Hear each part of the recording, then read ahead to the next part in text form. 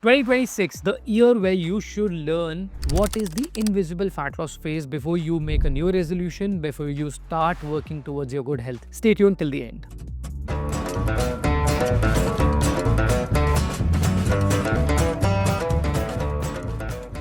Hi, welcome back. I'm Rahul Kamra, founder of Keto. Happy New Year to you. I have helped myself and 1,000 plus individuals, which has recently surpassed 1,200 plus individuals. And I've been seeing how exactly a lot of people trust Keto.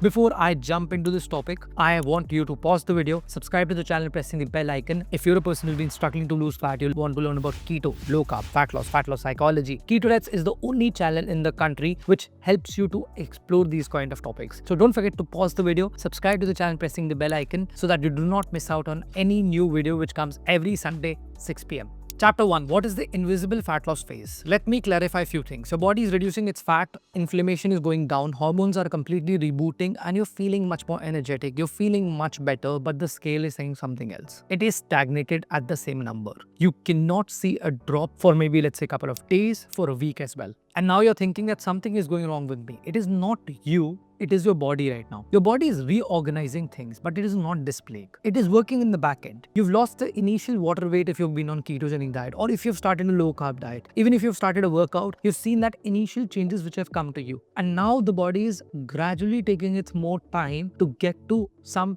displayed results. That means you're not seeing a lot of changes on your inches, but you're just waiting for the body weight to move right now, and you're just judging yourself with the scale. This phase usually happens because of water weight. But there are few things around. When you're adapting to ketosis, your insulin sensitivity improves. You may see your weight getting stagnated. When you see your inflammation going down, your weight also gets stagnated. These are few aspects which a lot of us do not factor into because we don't understand the body is right now stagnated at a specific weight. So instead of the water weight, when you're becoming insulin sensitive or when you're seeing improvements in your metabolism, how is it possible that the body becomes stagnated? So we deep down into chapter number 2, why the scale lies during this phase. What is the problem right now with the scale? Number 1, fat is replaced with water. Whenever you lose fat, your fat cells shrink and fat is replaced by water. Now at this point of time, the fat cells have water but the weight remains unchanged. This is biological buffer of the body. The body is adapting right now. It is storing with water and then it is going to simply lose this water. This is called as the whoosh effect. If you don't know about the whoosh effect is that when your body is losing weight, for a while it stays at the same weight and then it goes down immediately. That point of time, you need to certainly focus much more on sticking to the diet. This is the first reason why your scale is lying in this phase. Second reason is inflammation reduction adds more weight before it removes it. Now let me explain this to you. Whenever you have inflammation in the body, there's any kind of inflammation, your tissues have to repair. They again get rehydrated. When they rehydrate, electrolyte imbalance improves and the muscles hold water around them. It increases first and then it removes. There could be a possibility that the weight remains same or rather fluctuates slightly higher, and you may expect that, okay, oh my god, I have gained 200 grams. What do I do? Why have I gained 200 grams? And this is where the difference comes into that initially inflammation always makes you gain and then it makes you reduce. Third one is very interesting. Nervous system downshift masks the progress. How exactly this happens? When your stress goes down, cortisol goes down, eventually your body weight fluctuations also do not seem to be bigger fluctuations. At this point of time, your weight can stall just temporarily because initially when you start a diet, the cortisol levels are higher. The body gets into a panic mode.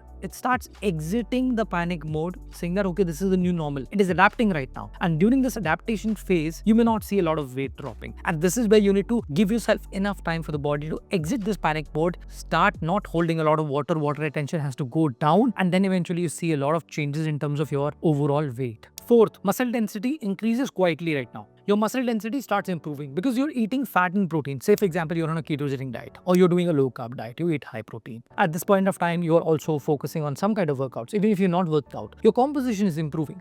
Your composition is improving and muscles are becoming more denser. But there is a trap here. Muscle is more heavier than fat. And at this point of time, you may not see the weight changing, but you may see yourself much better in the mirror. You would see your posture much better in the mirror. Again, I want you to please look at my picture from 3rd January 2016. Look at the posture on this picture and look at the posture which I have right now. Fifth one is the brain wants numbers, not singles. Psychologically, we love crunching numbers. We love looking at numbers. When we see change in numbers, we don't want to see signals which are there. So we simply ignore all the signals. No matter you're feeling much more energetic, you're feeling more lighter, your clothes are fitting better. You want to see that scale and you want to see that number going down. But it does not measure the hormonal recycling which you're doing, the metabolic repair which you're making, the kind of inflammation which you're sorting. It cannot measure and tell you. We move to chapter number 3, how to read the progress without the scale. This is like a guide. This is exclusive, which I recommend to Keto members. Those who work personally with me, when I go on a consultation call, when I try to counsel them, I would want to give you these secrets so that 2026 is the last year you are ever worried about your fat loss. Let's dive into this guide. Step 1, the morning body scan. You will ask these 4 questions. Is my waist softer? Is my bloating sorted? Is my digestion better? And am I feeling that my clothes fit differently?